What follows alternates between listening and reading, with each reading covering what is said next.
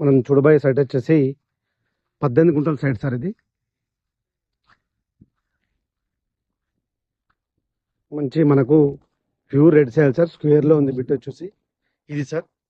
ఈ road కానుకొని side పక్క కడీలు ఉన్నాయి, అది వేరే వాళ్ళు తీసుకున్న సైట్. అది ఇక్కడ నుంచి ఇక్కడ వరకు పక్కకు కూడా రోడ్ ఉంటుంది సార్.